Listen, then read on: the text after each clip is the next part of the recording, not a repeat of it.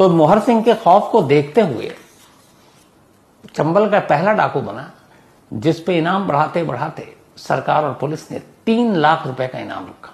मोहर सिंह के जिंदा या फिर मुर्दा खबर देने या मारने या पकड़वाने वाले को 3 लाख रुपए का इनाम। ये 1965-70s की बात है। उस दौर में या उसके बाद कभी किसी चंबल के डाकू पर इतना बड़ा इनाम नहीं रखा गया। 3 लाख सिर्फ मोहर सिंह के सर पर और उसके पूरे गैंग के ऊपर कुल मिलाकर 12 लाख रुपए का इनाम रखा गया। 12 लाख का इनाम किसी डाकू के सर पर नहीं आया था, लेकिन उसके बावजूद मोहर सिंह पकड़ा नहीं गया और खुलेआम चुनौती देता था पुलिस वालों को। और गांव में उसकी तूती बोला करती थी, किसी की हिम्मत नहीं होती थी कि उसके खिलाफ कुछ कर सके। धीरे धीरे अब केस बढ़ता रहा और 10 साल के अंदर अंदर मोहर सिंह के नाम 250 से ज्यादा मुकदमे दर्ज हो चुके थे।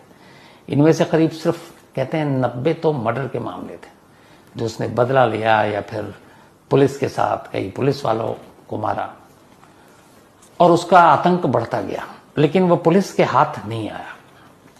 कहते हैं कि अपने पूरे करियर में मोहर सिंह की और पुलिस की 76 टाइम मुठभेड़ हुई, एनकाउंटर 76 बार, लेकिन हर बार मोहर सिंह निकल गया अपने लोगों के साथ, बल्कि इसमें पुलिस वालों को भी नुकसान ज्यादा हुआ।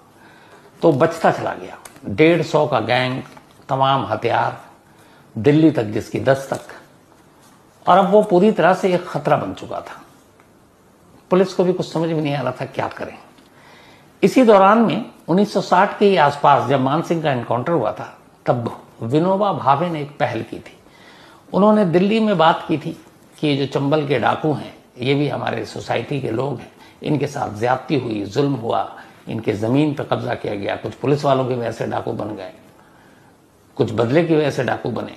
तो ये सब पेशेवर अपराधी नहीं है। और ये वाकई चंबल का एक सच है कि चंबल के 5-10% छोड़ दें तो जितने भी चंबल के भीड़ में पहुंचे वो आज भी कहते हैं अपने आप को बागी कहते हैं, वो डाकू नहीं कहते हैं, क्योंकि उन्होंने सिस्टम से बगावत की। उनका अपना